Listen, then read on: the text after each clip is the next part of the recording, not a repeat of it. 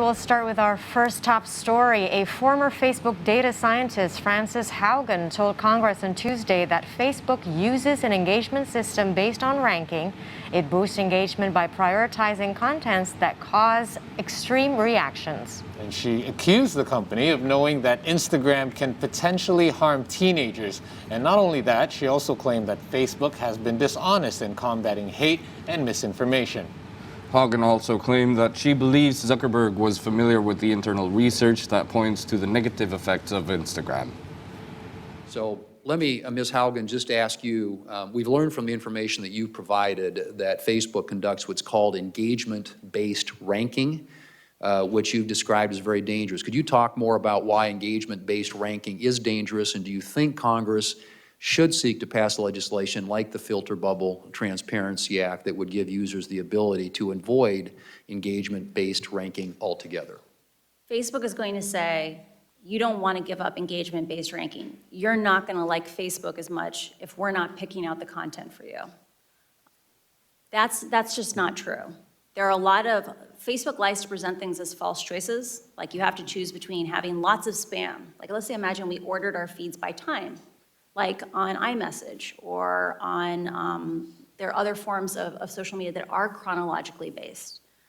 They're gonna say, you're gonna get spammed, like you're not gonna enjoy your feed. The reality is that those experiences have a lot of permutations. There are ways that we can make those experiences where computers don't regulate what we see, we together socially regulate what we see. But they don't want us to have that conversation because Facebook knows that when they pick out the content that we focus on using computers, we spend more time on their platform, they make more money.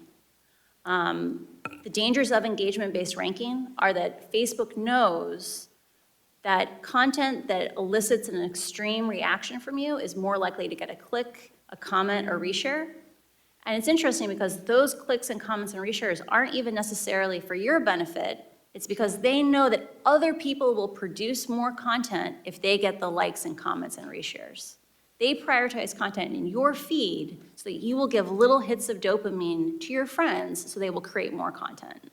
And they have run experiments on people, producer-side experiments, where they have confirmed this. And hours after Frances Haugen testified before Congress, Mark Zuckerberg took to the platform that he built and posted a 1,300-word screed trying to undermine her. His main argument was that Haugen was taking Facebook's research on its impact on children out of context. He argued she cannot be trusted to properly portray the company's findings because she painted a false picture of the company. Well, NPR writes that Facebook is currently facing a historic crisis. Frances Haugen, who is she? She was a former data scientist at Facebook for 2 years. She is now a whistleblower to Facebook's business practice, and what makes her a compelling whistleblower is the detailed information she was able to provide to the Congress.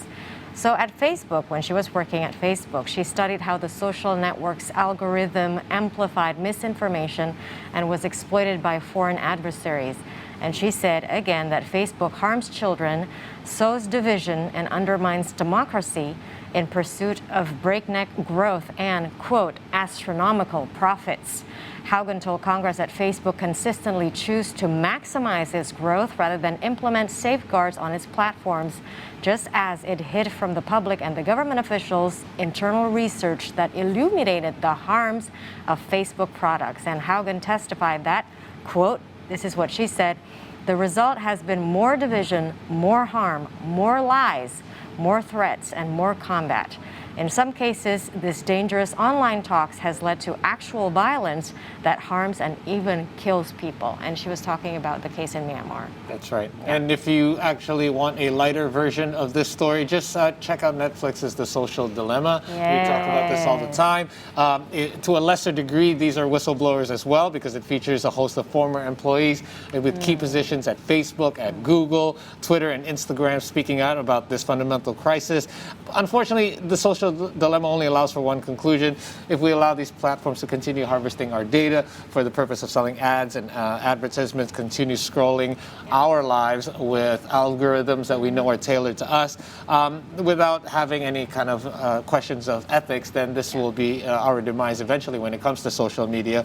And it doesn't offer actually a solution. All it does is open our eyes to what is really happening behind our screens. And the bosses of these tech giants, they actually don't allow their children to use the technology that they create. Yeah. So it's like, I'm very curious whether Zuckerberg actually allows his daughter to use Interesting Facebook, question. which I don't think so. I doubt it. Mine's not using it for a while. That's There for you sure. go. There you go.